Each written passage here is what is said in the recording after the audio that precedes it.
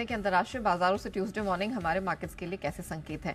तो कह सकते हैं ठीक ठाक की शुरुआत, एटलीस्ट गिफ्ट निफ्टी पर नजर डालें तो 25-27 अंकों की स्ट्रेंथ वहां से निकल कर आती हुई दिखाई दे रही है। डाउ फ्यूचर्स इस समय 35-36 अंक कमजोरी के साथ ट्रेड कर रहा है। नास्डैक फ्यूचर्स की बात करें, यहां पर भी 15-17 अंकों की कमजोरी दिखाई दे रही है। लेकिन एशियन स्पेस पर नजर डालिए, जापानीज मार्केट निके ठीक ठाक है, 70-71 अंकों की स्ट्रेंथ वहां से आ रही है और स्पेस में अभी तक जितने मार्केट्स खुल रहे हैं वो हरे निशान में ही खुलते नजर आ रहे हैं। एक बड़ा कमबैक कमोडिटी मार्केट ने दिखाया है पिछले हफ्ते की सुस्ती के बाद।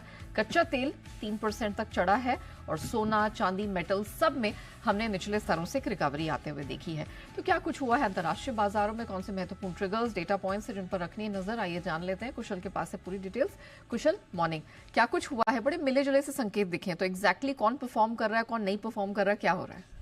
बिल्कुल नेहा, इनफैक्ट कारोबारी हफ्ते के इनफैक्ट आप दूसरे दिन अगर आप देखेंगे सिनेरियो, खासकर मिले जुले संकेत जो है हमें स्पेसिफिकली यहाँ पर अक्रॉस द बोर्ड देखने को मिल रहे हैं। और अगर आप देखेंगे तो यूएस में कल सुस्ती के साथ ही कारोबार होता हुआ नजर आया। ऑलमोस्ट फ्लैट सी क्लोजिंग ही आपको डाउ जोन्स में आती हुई नजर आई थी। कंज्यूमर गुड्स, टेलीकॉम और साथ ही जो ऑयल एंड गैस स्पेस है वहाँ पर हमें हालांकि थोड़ी बढ़त दिखी, बट ओवरऑल बाजार को जो है वहाँ पर एनवीडिया के नतीजों पर भी नजर रहेगी। तो ऑफकोर्स वहां पर फोकस रहेगा। साथ ही कल के दिन में आप देखिए तो टेस्ला का शेयर 5% से ज्यादा के गेन्स के साथ वापस से क्लोजिंग दिखाते हुए नजर आए, तो उस वजह से थोड़ी बहुत रिजॉइसमेंट आपको वहां पर देखने को मिली थी। बट ऑफकोर्स यूरोपियन बाजारों पर देखेंगे तो एक मिला जुला सा संकेत वहां पर भी देखने को मिला, जहां पर एक इंडेक्सेस में तो आपको गिरावट देखने को मिली, लेकिन दूसरी तरफ और जो दो इंडेक्सेस है खासकर FTSE 100 वहां पर आपको अच्छे खासे गेन्स के साथ ऑलमोस्ट 1% तक की तेजी वहां पर भी देखने को मिल रही थी। बट यही देखना है कि यहाँ पर जो डॉलर इंडेक्स है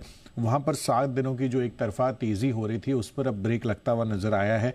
106 के पास डॉलर इंडेक्स कारोबार कर रहा है। बट कच्चा तेल यहां पर अब वापस से फोकस बनता हुआ दिख रहा है। कल आप देखिए तो 3% से ज्यादा की मजबूती यहां पर देखने को मिल रही थी और एक हफ्ते बाद वापस से जो कच्चा तेल है वो $73 के पार होता हुआ दिख रहा है। रॉ शुगर और साथ ही जो कॉफी की कीमतें हैं वहां पर भी आपको इजाफा देखने को मिला है।